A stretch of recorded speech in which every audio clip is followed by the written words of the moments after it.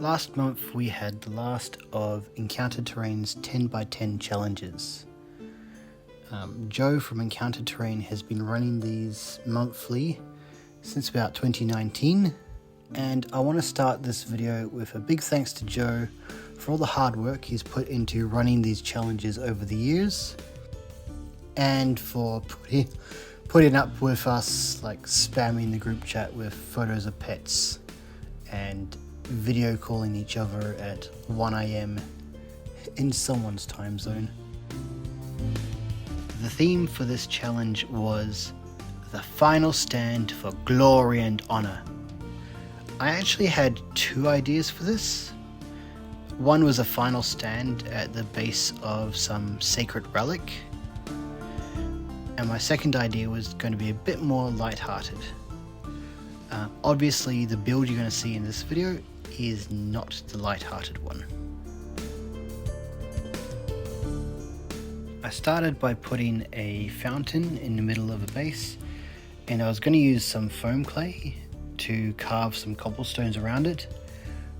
Unfortunately this carving didn't work out very well.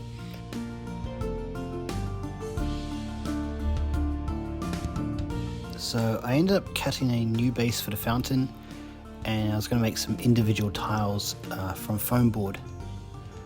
I've seen a few different ways of peeling this black paper off the board, but personally I've found a thick coat of craft paint works best. Just lay it on nice and thick, wait for it to dry obviously, and just peel away. I guess I've always been a bit wary of cutting out individual tiles like this, in part because every time I see people do this, they are usually using some kind of Proxon hot wire cutter or something else with like an adjustable side, and for practical reasons I can't get one of these. This also gave me an excuse to try the good old rock and roll method of weathering these stone tiles.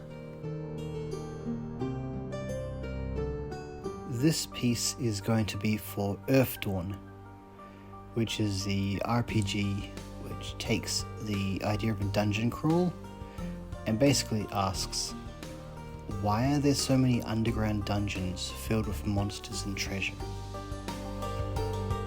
For those of you who don't know, Earthdawn is set in a land called Barsave, not too long after an event known as a Scourge.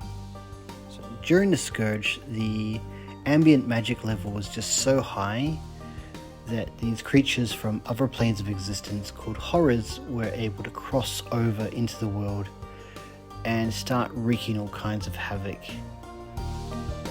Your basic horrors just like to kill and eat things, but the more powerful horrors actually fed off negative emotions, particularly pain, and as a result most intelligent creatures decided to seal themselves away in underground sanctuaries called kaers.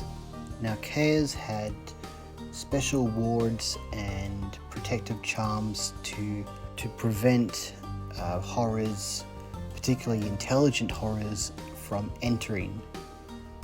Unfortunately, these wards didn't always work, and in many cases, very powerful horrors were able to find some weaknesses and break through these seals.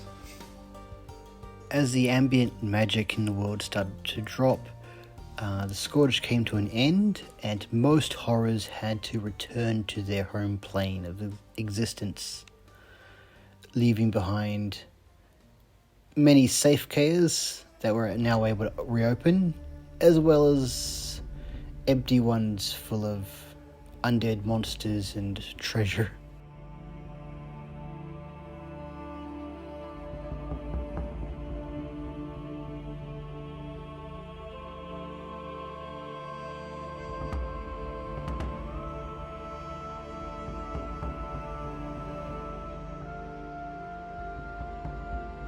The statue you see in the middle here represents Garlen, one of the main deities in Earthdawn. Specifically, Garlen is known as the patron of hearth and home and healing, and during the Scourge, all kaers had at least one shrine dedicated to healing. And during the Scourge, all kaers had at least one shrine dedicated to her. And it makes sense as one place where people in a kaer that has been breached will try to make a final stand against whatever monster. For the skeletal remains you see here, I'm using Wargames Atlantic's Skeleton Warriors kit. I quite like this kit for a few reasons. One, it's got a lot of different weapon options, and it also has at least one skeleton on each sprue, which comes in parts with like separate legs and separate torso. This way you can make some skeletons who are sitting down or laying down or doing a drop kick. Some various weapons and shields from my bits box, then just rounded out the scattered debris that you see on the ground. Now, while I assembled the skeletons where I wanted them around this fountain, I actually took them off and painted them separately. At this stage, the hardest part was trying to put all the little pieces into the fountain.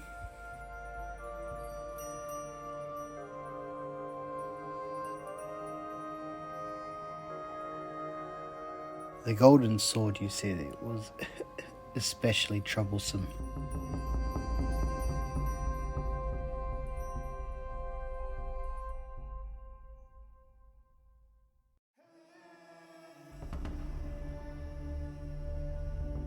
With all the pieces now in place, all that's left is to bring it all together with a quick wash and dry brush.